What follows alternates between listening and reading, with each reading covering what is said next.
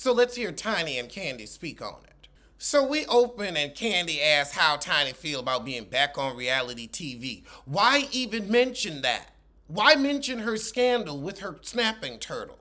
They were taken off television for several allegations of misconduct of the adult nature.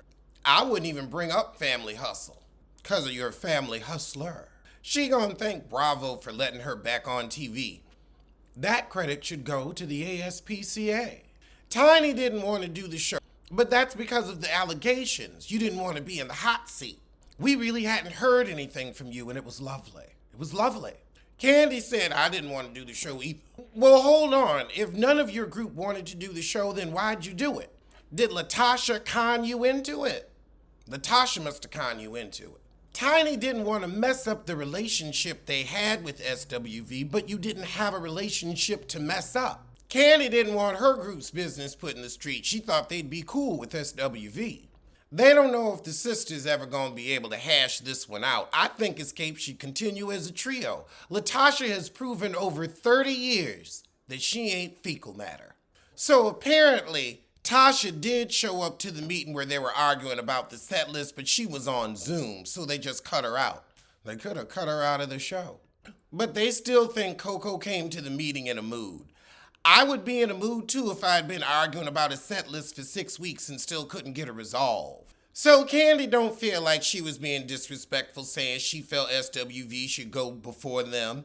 And she wasn't mean. What was mean was the way Tamika was acting with Coco, and y'all do act like, oh, well, we're a little more famous and we've got more followers, and you love to throw that in their face. So they gotta remind you, well, we've sold more albums. And also, if y'all know that Coco was offended by what Tamika said, why are you surprised that she showed up to the meeting with an attitude? She had a reason to have an attitude. Y'all gave her the attitude and no apology. Kandi gonna say, well, they didn't actually sell 30 million albums. They sold 30 million singles. When we look at the numbers, they only sold 1 million more albums than us. Okay, heifer. Okay. But they still sold 30 million and you still haven't. Tiny's shocked they don't use dancers, but I'm not, because they went broke before and they ain't gonna go broke once more. Boy, Tiny really putting SWV down. They don't do graphics, they don't do dancers, they don't do DJs, yet they still tour and make money. Maybe if your husband didn't do dancers, you wouldn't be in the legal problems you're in. And now we haven't opened a show for them. They've always opened for us, or it's always been a co-headline. Child, I don't know why y'all couldn't have sang the last 2 songs together. I think that would have been beautiful and unique. So the real issue is they thought they were going to have to come out of pocket more for the tour, because this show was a non-paid show apparently, just promo for this show. I think if y'all had said, well, we don't want to pay that much, people would have understood more. It seemed like vanity and ego. Kandi said, well, SWV got everything they wanted. Co-headline, start the show, finish the show. Tiny said they didn't want us to start the show. But she said, which means they didn't ask to start the show. They were just given that. Y'all could have started. I'd rather start and go home early. Child, Tamika tricked Tiny Mama like Carlos King tricked Kandi Mama into being on the video with the receipts. However, Tiny said, meaning that Tamika did a good job from keeping her mother from telling everybody business, which she should have. I want to hear the truth about T.I. Notice we didn't see T.I. once on this show. Kandi said, how do you feel about the receipts? They heavy. They heavy. Tiny can't listen to it when Latocha don't take accountability, and neither can I. However, I'm glad that Tiny hears it. But then again, you know a dog's hearing. They can hear a rat piss on cotton. Kandi said that heifer was crying and snot-nosed on Twitter because her album ain't gonna sell, not because she cares about her sister. And I believe her. They do feel bad for her, though, because she's not used to getting this kind of heat down in the comments. Well, you better get used to it. You're used to theft. You're used to tax-free money. You're used to kickbacks and lies. You can take a little ass chewing in the comments. Tiny says she doesn't address the negative trolls online. You don't address the women that accuse you of sexual assault either. So I don't really know if that's mature or simply what a guilty party does. Oh, Kandi, you said it can't rain forever, and I needed to hear that. Sometimes you go through a stormy season, but I needed to hear that. It can't rain forever. Trying to find the sunshine, y'all. But now we get to the promoter who sent the text about the kickbacks. Kandi knew it was real because in the text messages, he mentioned that Kandi was wrapping up filming on Housewives of Atlanta so she'd actually be free to be with Xscape 3. Because the promoter wanted all 4 girls. Those girls.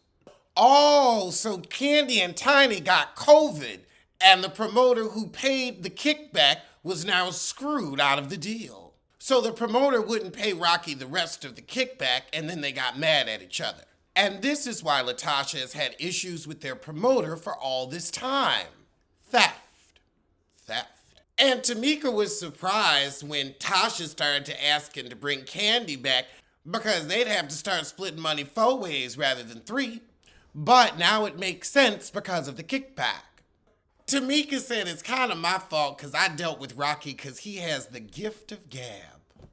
You know what? That makes sense with your ignorant snapping turtle, that you could follow his conversation. But you're good at listening to men with delusions of grandeur. Tiny said, you know, when you think about the reunion happening, it can't happen without trust. And we can't trust Tasha or Rocky because Tasha, you were in on the kickbacks too. It wasn't just your thieving boo.